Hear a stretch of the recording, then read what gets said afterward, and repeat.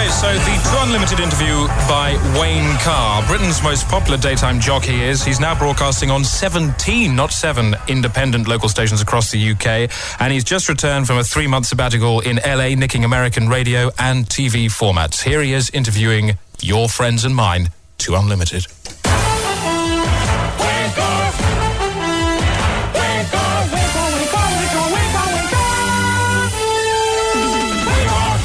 True Unlimited, welcome. How you doing, man? That's Ray Slinge? Yes, Slingard.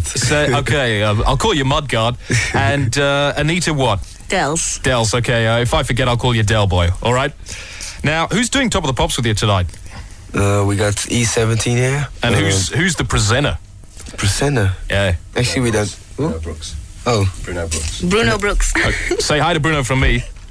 We will. Okay, tell him to stop taking those drugs in the middle of the night. Oh, God. Okay, I will. Okay, he does the early show. It's really weird. Oh. It's the craziest thing on legs. Well, a radio show? Yeah. Oh. Really wild. Okay, we have to check it out tomorrow morning. Yeah, do check that out. Remember, Okay. it's the Bruno Hour. All right. And he'll last for 3. Bruno Hour. He's a big mate of mine. Say hi from Wayne Carr. Okay. You got the name? Wayne Carr? Okay. Now, let's look at your work. First of all, as artists, I gather that the pair of you are keenly involved with the lyrical content. You let some other boneheads do the music, and you guys do the lyrics, which is, after all, the key to the Two Unlim sound. Where'd you come by that? Well, we just listen to the demos because the producers, they give us the demos like a few months in advance. Sometimes there's a song, you hear it and you feel, yeah, this has to call the real thing, you know. So the catchy ones are down to you, Del Boy. Is that right? No, it's both. We make him up because the title, the title of the song and everything, we think of that together. It's tricky because, most people, if they tried that line, it just wouldn't work. But in your hands, it comes out right. Yeah. And people laugh because it's simple.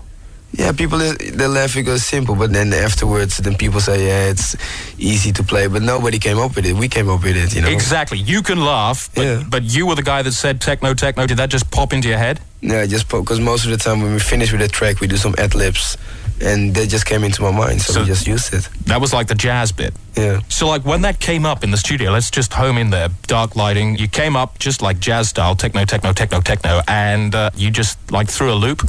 Yeah, I thought that's going to be a catchphrase, man, yeah. I mean, is those kind of moments of inspiration, where do they come from? You just do what you feel with the music, Okay. And there's a lot of shouts, and then, that one was the best one, like techno, that was the best one, so we took that one. People have written in the press here that when a pop star sings 12 no's in a row, isn't that a bit negative?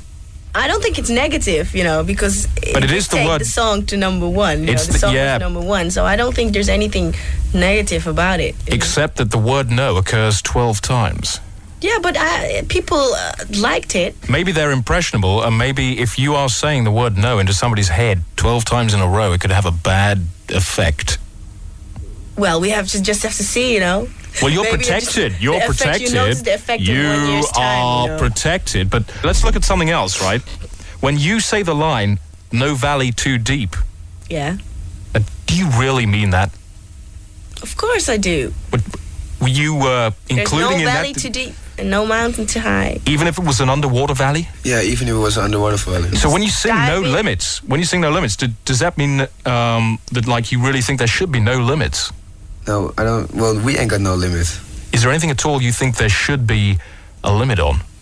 Yeah, on racism. So if it was a racist rally and they were singing no limits, you'd say, hey, limits. Hey, stop. Here's the limit, man. Anything else, I like gangster rap, yeah. And do you think there should be any limits on that? No, because people shouldn't take it too serious, you know what I mean? But if Snoop Dogg, pulls out a piece on somebody, then should he be limited? No. You're saying that if it's in a okay? Video clip, man. That's, if it's in a video. If it's in a video, but if you videoed the real thing, it would be in a video, but it would be real as well. And that's where the tragedy of modern life lies. I understand your point as well. But on the other side, I think that people, these things happen in the States, In the States, it should be limited then. I think you should just... I'm after an answer here. Yeah, I know, but make guns from plastic with plastic bullets in it. So it still hurts, but it doesn't kill. So it would be like Ice-T would be Cop Bruiser. Yeah. Yes. Oh, God. Hey!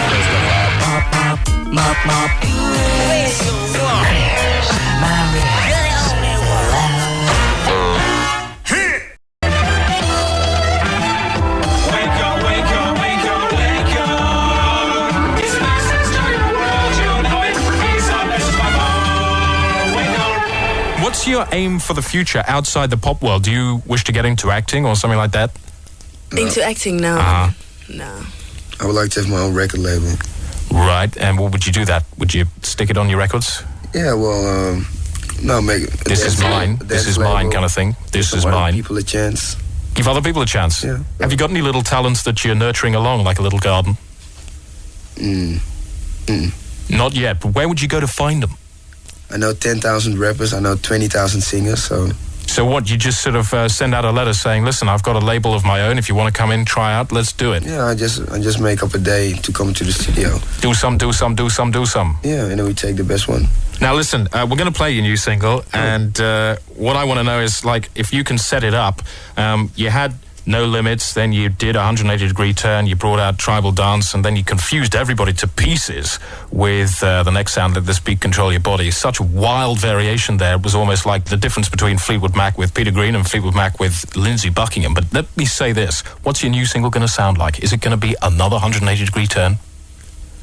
Okay, what I think that it's the new Tour Limits, something different that we have never done before. You sang there, Reach for the Sky. Any thoughts about Battle of Britain fighter pilots? What was that about? Was that just a general empathy with Douglas Bader trying to fly with no legs, or what? It's true. It's part of British history. Oh, okay. So, what do you make of Douglas Bader?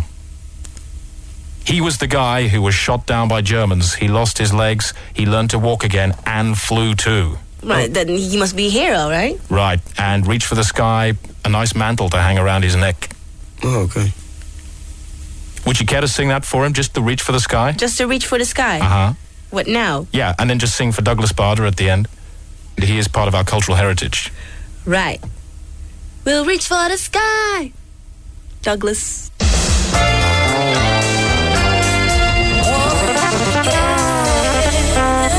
Thanks so much indeed to Wayne Carr for that. Wayne Carr and To Unlimited.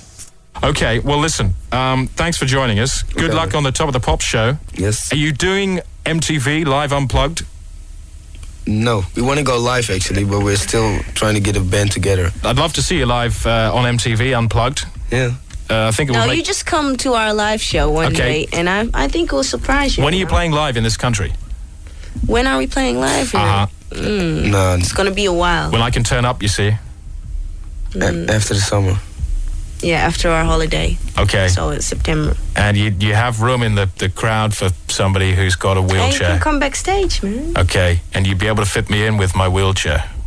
Yeah, of course. Probably, yeah. No problem. Okay, what if I wanted to dance? If you want to dance. Would you hold me up with balloons? Yeah.